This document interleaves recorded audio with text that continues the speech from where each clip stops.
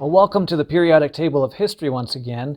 We're going to discuss who was Methuselah, generation 8 of mankind, with Adam being generation number 1. So let's look into the periodic table of history. We'll zoom up here on Methuselah right now and change this color to something that we can track a little better.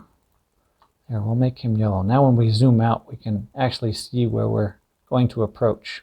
And even that is way zoomed out, right? So this is 6,000 years of history. We see the time sequence on the left-hand side, the y-axis of this graph. And then we also have the equator over here with Iceland and Ireland over here, Rome, Middle East, see India, China, Canada is right here. So just to give you some perspective, I mean, we can zoom up on Canada and then we can get the perspective of what we're looking at. So if you're in Canada right now, well, it's 2020.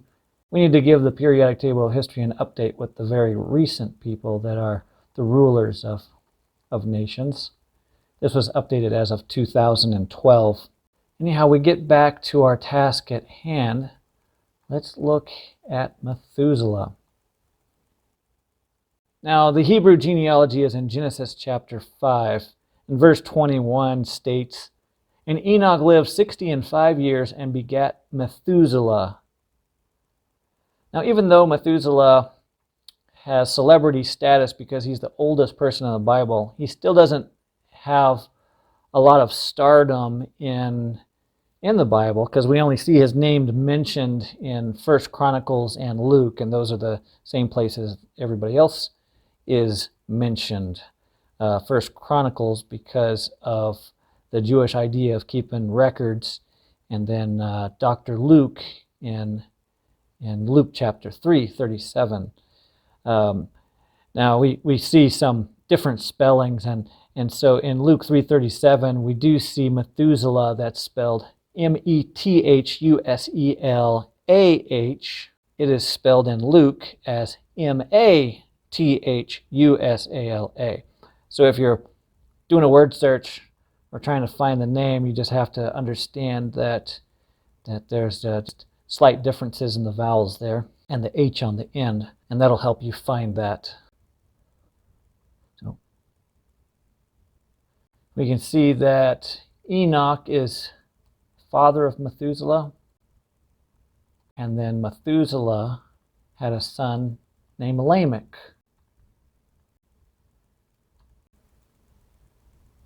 So here's the zone of what we're looking at.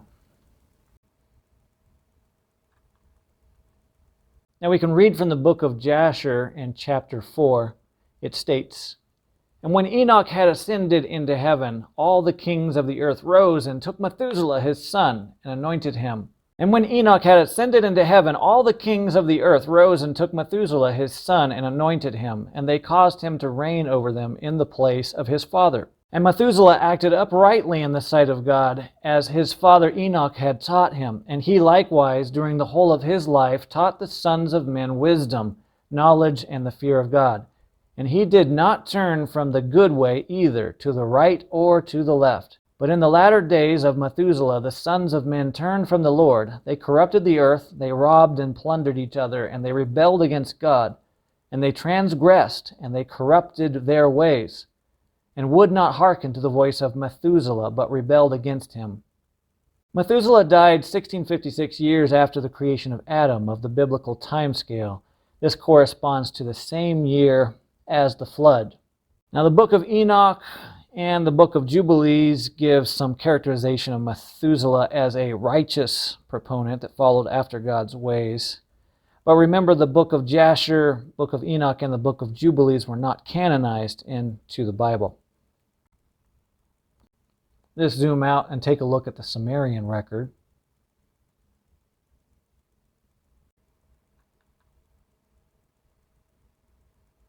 Going to the Sumerian source of the Sumerian Kings list, we find the 7th listing in Mendur Anna. He was taken to heaven just like Enoch.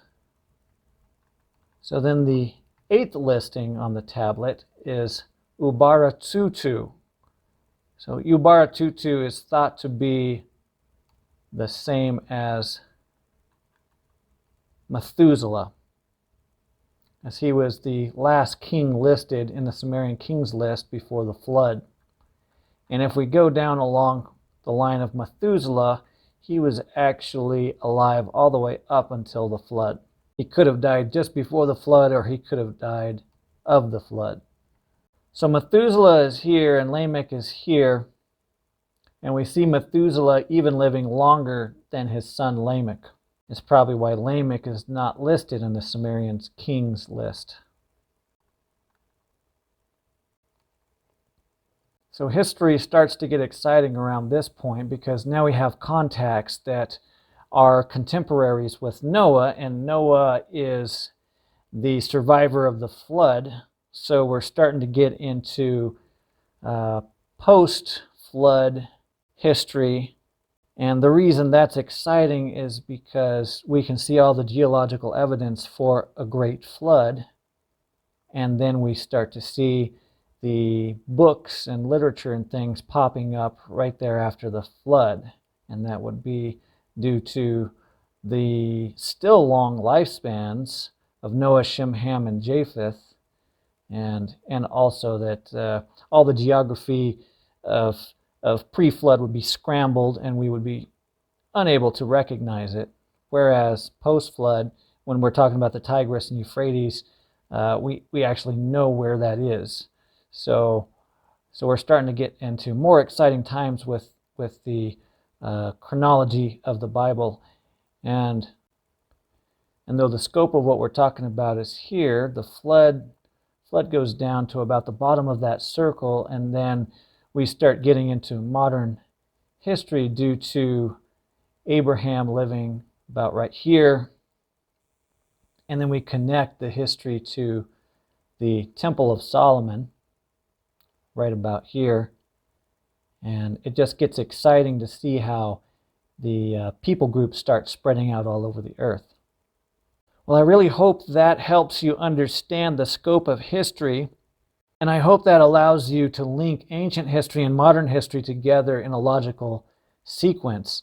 I certainly thank you for watching. It's always free to share, thumbs up, comment, and subscribe. Have a great week, and I'll see you in the next video.